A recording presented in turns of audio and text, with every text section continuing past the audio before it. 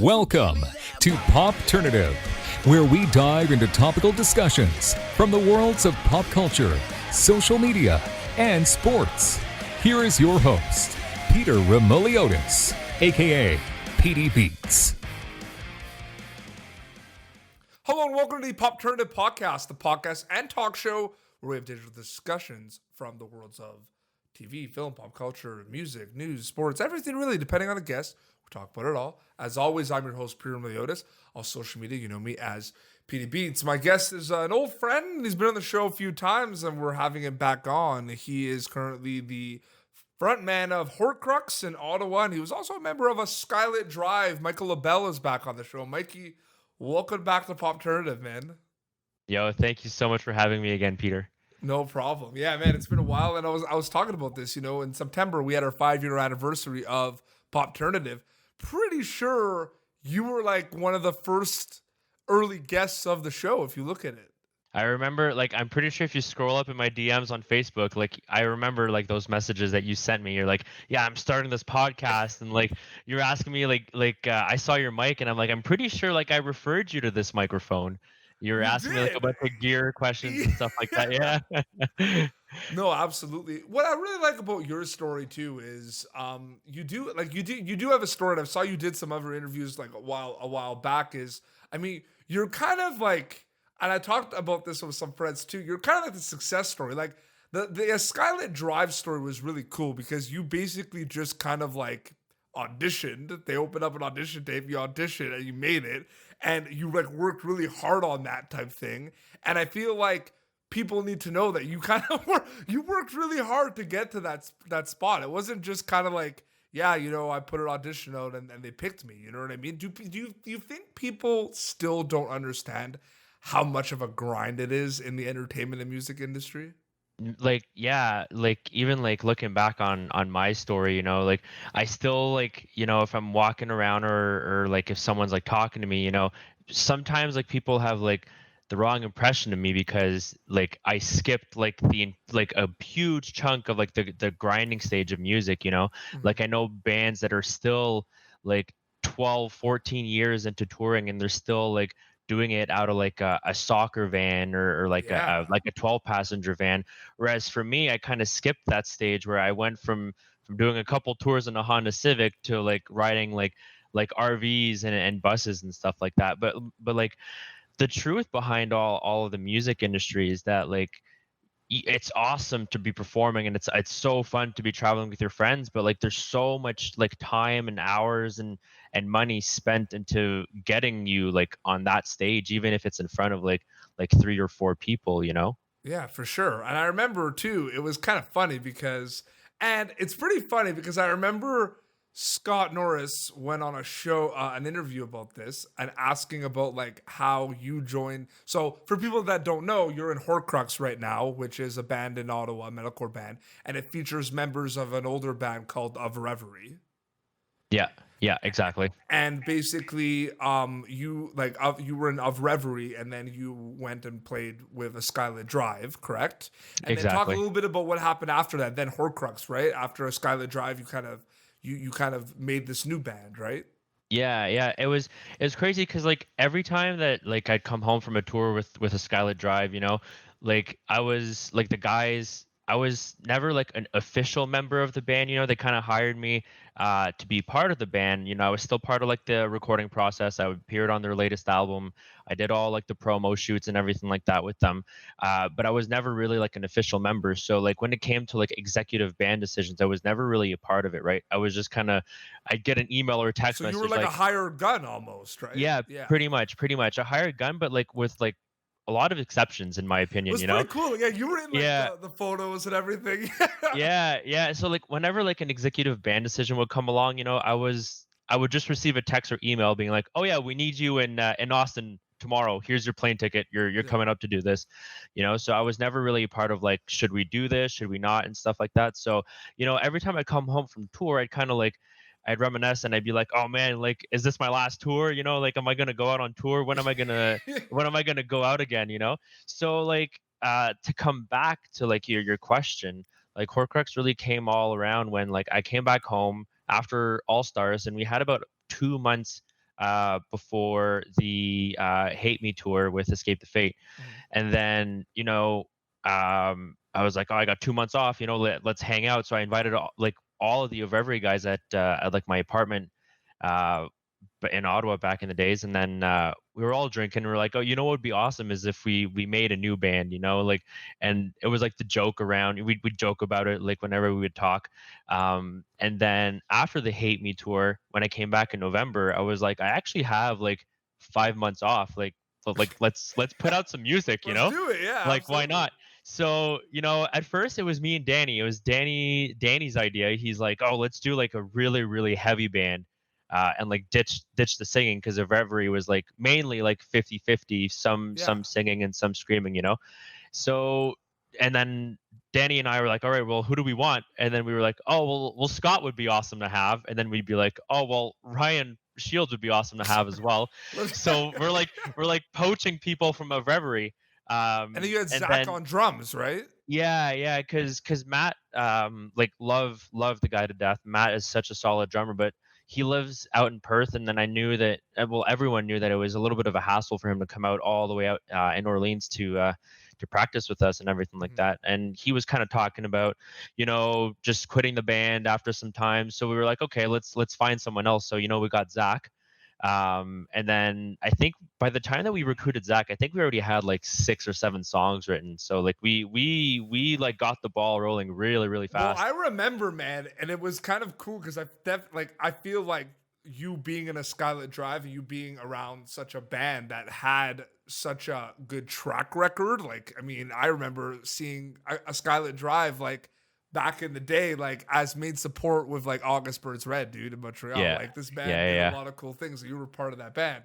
But like I remember when you guys released The Outsider with Horcrux, I remember that was like a big deal. But I feel like because you kind of research how to properly do it, like no one really knew what was going on. People knew that you were touring with the Skylit Drive, but like there was kind of like that 5 months, like you said, right? Yeah, And then you guys posted that, and people were like, "Oh crap," you know what I yeah, mean? Like yeah, that was yeah, yeah. perfectly planned.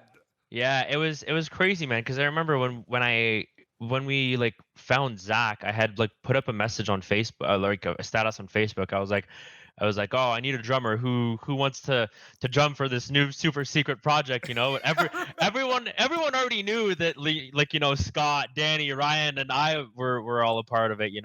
And like I'm not even kidding you, dude. Within like the first 5 minutes, like I got like 20 or 30 messages of people like reaching out. They're like, "Oh, is this for Skylit Drive or is this new? Like what is this?" And Yeah. I had like Well, one message copy pasted that I would send them all. It's not a Skylit Drive. This is the thing. This is an audition track. Give me your video by Friday or something like that. well, for my listeners that don't know, I mean, you're not going to really comment on this because you're modest. You're a very humble guy. I've known you for years, but like like Mikey Labelle is a big deal in the Ottawa scene. I remember when it was the first show that you had a ritual of a Skylit Drive like in Ottawa. Like that was so cool to see because it was basically like a hometown show for them Yeah. because you were there, and I remember that was pretty crazy. Yeah, yeah. I remember like their reaction too, like when we like loaded out, like there was already like so many people outside of the venue.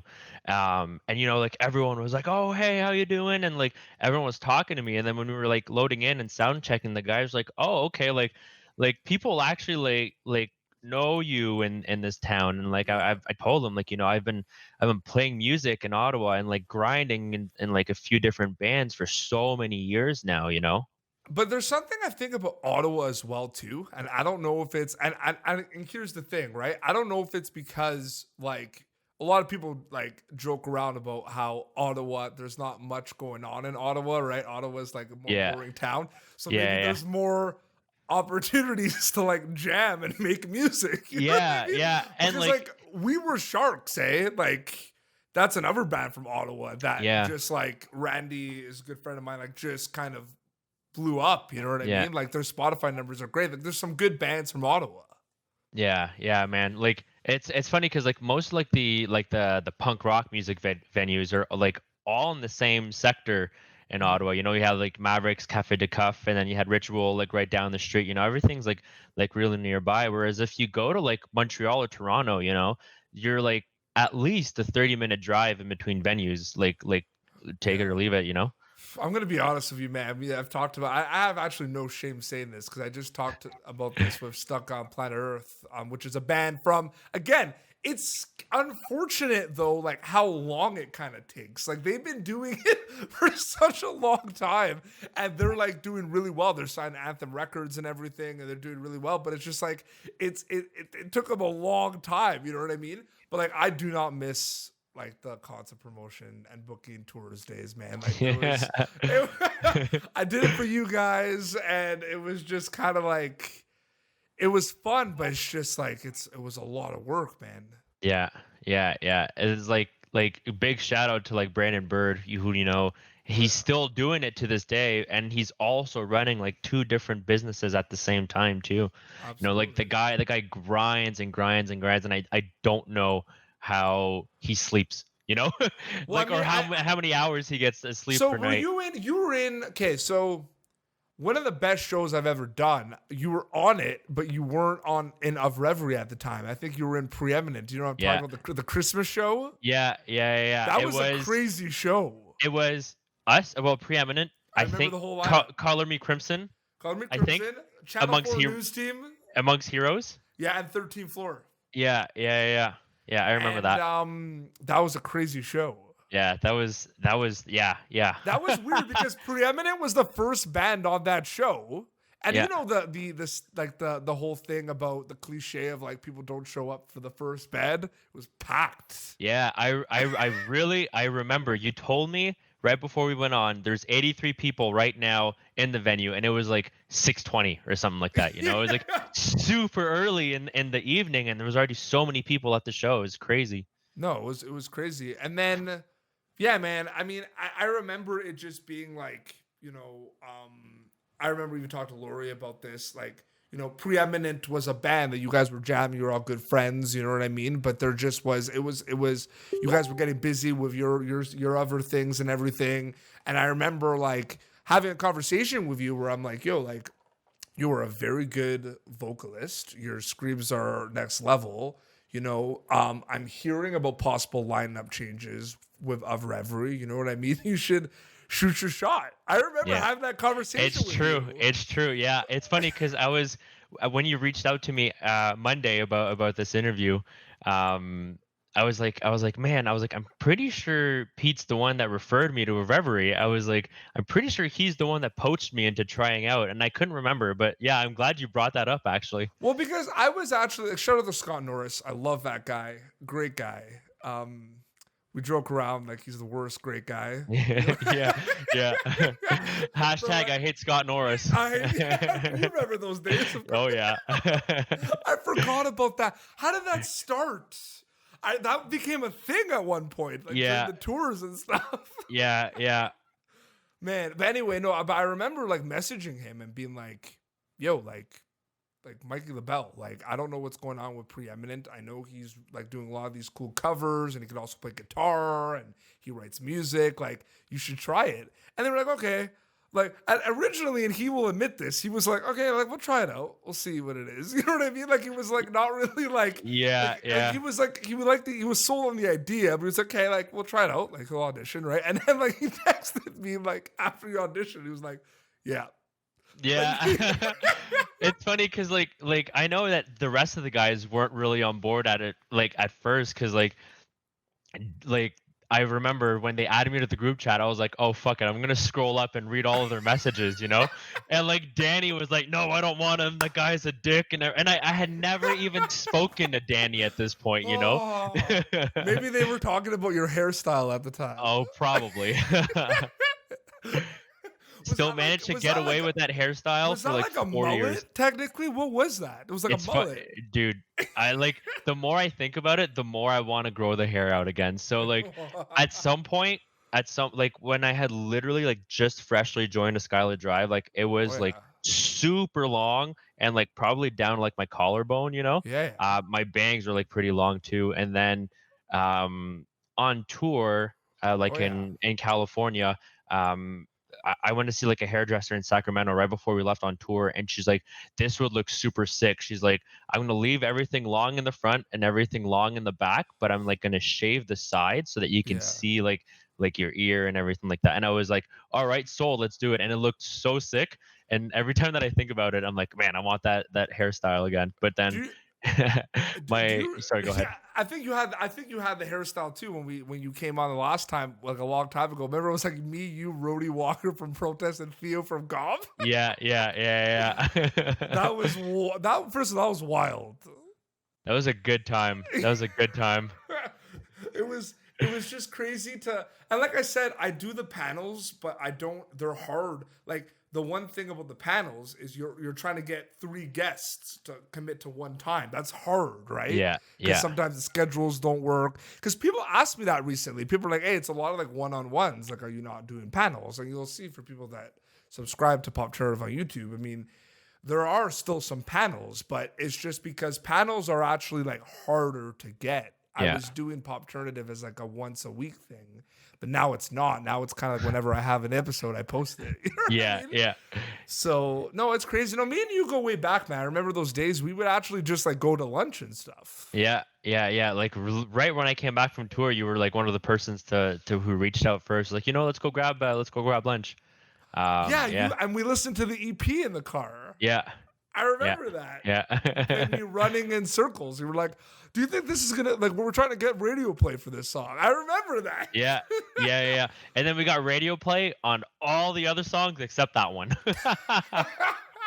I mean, a lot of people probably ask you this. I mean, and you know what? I have no shame asking this. You know what I mean? Like, I mean, the Skylit Drive. I mean, is that in terms of your involvement? Is that safe to say that's kind of like dead in the water type thing, or? Yeah, there's so many things like going on, and like I kind of have to tread water and walk when I like be careful with what I'm saying here, because I don't want, like, the last thing that I want to do is offend anyone, No. and stuff like that. So like we kind of like all went separate ways. Some of Yeah. us decided to like stick with one another. Like Nick and I are still like talking like almost daily, if not like once or twice a week at least. Yeah. But there's like so much stuff that happened behind the scenes with the band, and like involving the band's name and everything like that as well. We kind of just figured that it'd be better for everyone to just kind of move on and You do and some Nick were different talking things. about doing your own thing at one point. Did that ever happen? Yeah, I mean, it's still in the cards for sure. It's Like still a we, possibility. yeah, yeah. I know I was talking to you about this like 3 years ago, I think, Yeah. when Nick and I were starting to get stuff rolling, but it never ended up happening. But like we still write songs and like bounce each other some ideas and stuff like that. Yeah. At least once a month. Like we have like quite a few songs written already. Uh, will they ever be released? For sure some of them, but don't know when, unfortunately. When people saw you play in Of Reverie and saw your vocal covers and everything, I think there was a like this is early on. I think there was kind of like a surprise when people realized how good of a guitar player you are, because I don't think people kind of like realize that. Like I think Yeah. like people kind of just thought you were like a screamer. Yeah, yeah, it's Do it's you funny because like I started off playing guitar, and like You originally, told me this. Yeah. yeah, yeah, originally like I joined Preeminent as a vocalist, and then I told the guys, I was like, oh man, I don't know, vocals is kind of like my thing. So they were like, okay. I was like, well, they're like, you play guitar then. So the guys were so good for like letting me, like, oh, I want to do vocals for like the next show, like, okay, you do vocals, or like if I wanted to play guitar, it kind of bounced between back and forth, and the guys were always really down with it. But like when it came to like having a vocalist, Mhm. it's so hard to find someone who is able to do like a 30-minute set and staying consistent, all while like engaging a crowd and stuff like that. And like I felt like that, like every time that we would get someone new to do vocals for Preeminent, like there was something lacking. So I was like, all right, I'll step up and I'll do vocals like full time from now on. I'll kind of like stop playing Absolutely. guitar, you know. Do you still talk to the guys in Preeminent? Yeah, oh yeah. I Everyone's talk doing really cool things. I mean, Zach has a pretty cool YouTube channel, and Laurier is just like killing it right now. Laurier's like playing music for like cruise ships in like Taiwan and like in China and stuff like he's killing it, man. He was also like a much music creator for, Yep. I'm pretty sure he still is. He's killing it on the YouTube game right now. And then like Zach, yeah, he has a really, really popular YouTube channel, but he did a lot of work with like Joey Sturgis and stuff like that. Like Joey Sturgis has his plugins and stuff like that for like indie producers to kind of like use. You know, you do have to pay for them, but then like you do get like video tutorials whenever you buy a product. And Mhm. Zach is actually the one that filmed all the tutorials that Wow. explains like in depth like all the settings in that specific plugin. And I'm pretty sure he's still doing that, but he's doing a lot of like media stuff for like car dealerships in Ottawa, Yep. and like he's got his own company and stuff like that. Absolutely. For Mikey LaBelle, your career as a musician, like any musician, the career kind of has its highs and lows and its ups and downs and its really cool moments and and the kind of the calm moments and the moments that don't kind of pan out. Are you satisfied so far with your career as a musician with everything that's happened?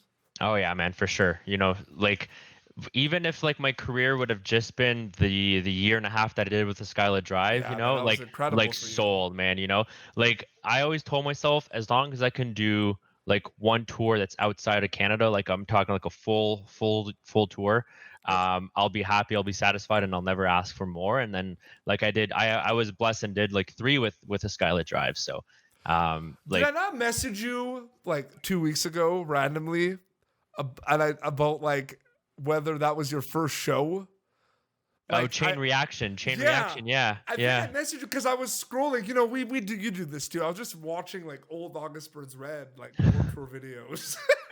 It's so funny because I was watching. You remember this band in Montreal called Beheading of a King?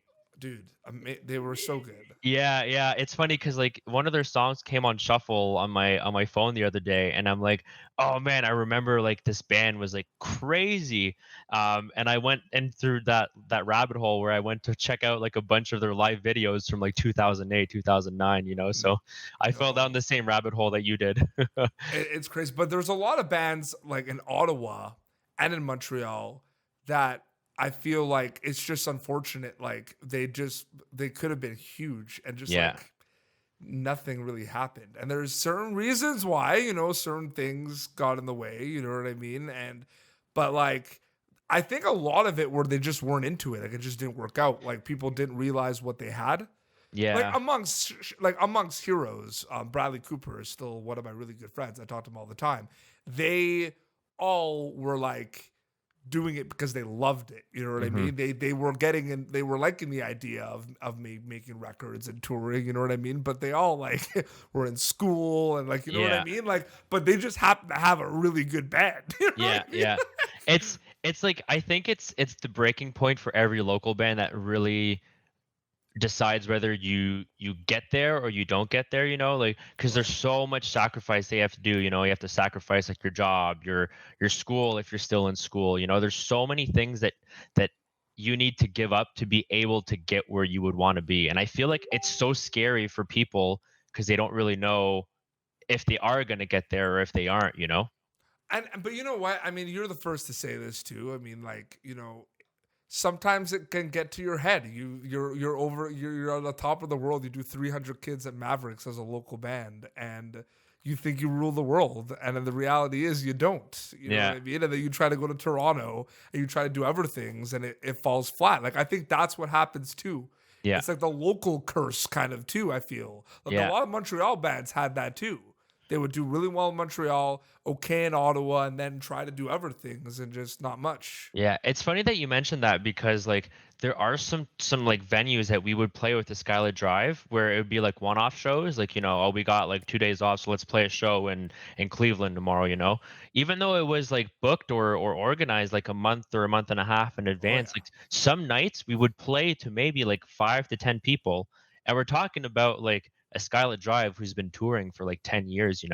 There's like some shows in some cities that would just not pan out and you'd play to And like five to those ten people. And I'm telling you right now, because those shows are not fun for promoters, because Skylit Drive is like an established band with a decent guarantee, you know what I mean? And then when Yeah. that happens, it's not fun. Yeah, yeah, it's scary. It's scary, you know? It's not, but again though, like that could have also been weather. Yeah. That could all, like, I'm telling you, man, like there, I'm like I'm doing pretty sure, like, I remember this. I forget where we played, but, like, could have I been remember, weather. yeah, and I think it was, like, a Tuesday night, you know, Yeah. and, like, there was 3 local bands, which 2 had dropped right before the show, so it was one band from the area and then us playing, and there was maybe, like, 10 people, and, like, like, it's so hard, because the night before you're playing to like 2,000 people, and now you kind of have to like there's huge empty venue with like 5 people in front of you or like 2 people sitting at the bar and like 3 people smoking outside. It's a little hard Well, for any scale we did well on Thursdays. Thursdays were a weird, like in a day Ottawa. that did, Yeah, yeah. yeah, yeah, yeah, yeah. We It's did true. well. Thursdays were a good day for us Yeah. booking shows of Reverie. Yeah, yeah. I remember there was this show, like Abandon All Ships was like super popular in Ottawa, like Yes. back in the day, you know. And I remember when they had done their Grieving album release, their Ottawa date was on a Tuesday, and it was like snowing, and it was really disgusting. But there was like 500 people at Mavericks, it was It was crazy. it was nuts. I remember too, and we were really like we worked really hard on this, but it was cool that we got of Reverie on that tour with like Horizons and Sirens and Yeah, Sailors. That was awesome. yeah, yeah, yeah. I remember that. That was like the first tour that I did with the Reverie. But something people don't know about this, okay? That lineup changed. Like, and I can say this now because it's like five, I need, 6 years. I'm going to interrupt you right now, and I'm going to ask you this question because Scott and I have been battling this out for the last like 2 months. Okay, because I There, know wa- I was the one that dealt with it, there so I was a know. band that was supposed to play that tour. These hearts, These Hearts. That's what that is. Yes. Okay. Okay. these hearts, and Tear Your Heart Out was supposed to be on it too. Yeah. Yeah. It Yeah. was it was originally supposed to be us from outside as a headliner Yeah. with These Hearts and Tear Your Heart Out. That was the original one. Yeah. And then These Hearts couldn't do it, and then out of nowhere they weren't sure of us from outside wasn't sure if they could headline and everything, and then they like Horizons came in the mix, you know Yeah. what I mean? Yeah. Yeah. And we put you on that. I know that, and that was like a full tour for you guys. Yeah. Like it was an exciting time for you guys as a band. Yeah, yeah, man, that good times. Like every time I see memories of it pop up on my Facebook, I'm like, oh man, like this was like 5 years ago now. Yeah, I it's forget. No, crazy. 7 years, some 5, 6, 7 years ago. And like it's crazy, Yeah, crazy. 'Cause, These Hearts were supposed to be on it until like the end, and then I think Horizons came in or Sirens and Sailors came in. yeah, yeah, yeah. Wasn't there I s- supposed to be a band that played instead of Reverie though? Wasn't it like Outline in Color Oh or man, something like that? I don't think Outline of Color No, was. no. See, like me and Scott have been like trying to figure out like the original lineup before a Reverie was introduced on that bill, and then I Oh, was like outlining color, and he's like, no, because that band's from the I states, think and it might have been Tear Your Heart Out. I think you were replacing Tear Your Heart Out. yeah, yeah, I yeah, don't know if yeah, you remember them. They were on like I think Vagrant Records for a bit. They yeah, had like a few, yeah. yeah. I remember them. No, it was cool. It's pretty crazy because, and I think Spotify has to do this too, but like I read somewhere like the new August Burns Red, like the newest one, like Guardians, like Yeah, the amount of like streams that got on Spotify was like ridiculous. yeah, And it's yeah, crazy. Like that band's been putting out records for a long time. And yeah, man, I'm excited for like Bring Me the Horizons is one of my favorite bands. And like I just love like that new song they put out. Like I'm just loving all their stuff. It's cool to see a lot of like metal and rock music is not going anywhere. yeah, yeah. It's like it's funny because like Bring Me the Horizon is like one of my favorite bands as well. Oh, yeah. They are not afraid on experimenting and like branching out to new genres. Did I ever tell you this? Because I was like doing shows. I'm from Montreal originally, so I was doing shows in Montreal. And shout out to Dave Boucher from Extensive Enterprises, who was the big promoter down there, who one of the greatest guys I've ever met in my life. I owe a lot of stuff to I owe a lot to Dave Boucher, kind of showing me the ropes. And we had a band. We had a band called Stolen Empire, and we were kind of like a Silverstein with a little bit of breakdowns. And Yeah. it wasn't that good. But like we played a show at La Tulipe. Remember, it was called the Welcome to the Circus tour, and it was supposed to be at Underworld in front of like 300 kids, and it got moved to 2000. And I played this show, and I have this forever. I got to play. It was a local band, Colossus of Rhodes. Then it was our band. I'm going up I'm going up now. You're gonna freak out. Like, this is insane. Okay, and I'm pretty sure you might like people definitely like drove from Ottawa to Montreal for this show. It's gonna clue in. So it was Colossus of Rhodes, Stolen Empire. Those are the two opening local bands. Then it was A Bullet for Pretty Boy. Okay, yeah. Then it was Our Last Night. Oh my God. Then it was From First to Last. Okay. Then it was We Came as Romans, and then it was Asking Alexandria. So I opened for Asking Alexandria. I just want to say that right now. That's crazy. Yeah, I did. Dude, that was when... Do you remember how big a lot of that music was, though? Yeah. Like We Came as... You could not see We Came as Romans and Asking Alexandria on the same bill anymore, you know? Yeah, but dude, it was like... I mean... I still think that August Burns Red is like the greatest metalcore band of all time. That's just my opinion. I mean, a lot of people will kind of throw in Parkway Drive in there a little bit, but like I honestly think that like August Burns Red is like for that genre of music, like the best band. Do you agree with that a little bit, or do you disagree? I totally agree because their records that they put out, to me, like personal opinion, you know, they kind of like, you know, if you've heard an August Burns Red record, you've pretty much heard like all of them. But like they were still able to introduce some new elements and put out a killer record every 2 or 3 years, you know. They've been pumping out records and they've been touring constantly, and then they did like that Christmas cover album. Oh, so good. Dude, I know. And every time that I see them too, you know, their live show is just absolutely insane. There's like respect for those guys, man. I remember too. It's kind of crazy, man, because I know like we've kind of haven't kept in touch this year as much as we have in previous years, but it's funny because we always kind of like get back and like connect somehow, which is amazing. And I think that shows the true tightness. Because we both get really busy. But I remember one time after we went to eat at Wild Wings, and then we were in your car and we were like listening to like the brand new Parkway Drive record. Yeah. And we were like losing our minds. We were like, this record's insane. Yeah. And I think you went home and like kind of like played like did some you like messed around and did some guitar covers to it and stuff. And like I remember like that being crazy. But it's crazy how like music, it's cliche, but music kind of brings people together, man. Yeah, for sure. It's pretty crazy. Well, man, it was a pleasure to catch up with you, man. I'm really happy. You've been on 3 times now. Do I have to get you something now, like a mug or something? Like, yeah. I'll hang it on the wall, like right where my tour passes here. I was about to say you have a cool setup. Yeah. Because you do video game stuff too, right? Yeah. I did a lot of Twitch, like especially like during over quarantine.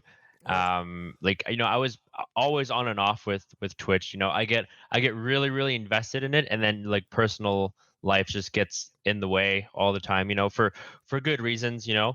But like I'm always bouncing back and forth. But like the wife and I moved into this place about 3 months ago. And like now we're blessed with having like a game room is what we call it, and then like our bedroom. So like the room is big enough to have the both of us here, whereas like at the other place that we were living at, you know, it was like, you know, like elbow to elbow, you know, like we could barely move around in the room. But now like, you know, like this is my little station, and like she has all of her stuff on this side of the room. That's so awesome. No, I love the background. Sick. Like, yeah, it was her idea. All the lights was her idea. I'm not taking any credits for that. Is it always set up like that? The lights and everything? No, like we moved. You set in. it up for the interview? Oh no, yeah. So yeah, they're always set up. They're always set up like that. Yeah, no, it's great. It's a good background. You know what? Horcrux. There's some rumblings that there's gonna be some music coming out. Yeah, yeah. We're Can you confirm nor deny that? yeah, I can for sure confirm that. We're I'm gonna butcher this, but we're releasing we released the cover of This Is Halloween like 4 years ago, I think. Yeah, you But did. like we recorded a live version all from like our own like little rigs in our own houses. So we're releasing a live version to tomorrow. I don't know when it's coming out, but it's coming out either tomorrow. I'm pretty sure it's on the 31st actually, on Saturday. But then we're shooting a brand new music video on Sunday for our new single, which is going to be a part of we're doing a full length. So That's amazing, man. And where can people follow you on social media to keep update with everything? yeah. At motherfucker Mike, Twitter, Instagram, It's classic. Facebook, the whole deal. You know, I thought about changing the handle a few times, but I'm like, God, you know, if I change it and then end up wanting to go back to the original one, you know, I'm afraid someone's gonna steal it from me. So it's always gonna say motherfucker Mike. Absolutely. Well, man, it was a pleasure to catch up with you, man. Thank you so much for coming on the show. Thank you for having me, man. Absolutely. Well, this has been Popternative, youtube.com/Popternative. For previous episodes, until next time, this is Mikey Labelle and Petey Beats signing off. Thank you for tuning in to Popternative. Make sure to check out our past episodes of Popternative on YouTube. Be sure to like Popternative on Facebook and follow us on Twitter. This has been an Autograph Communications production.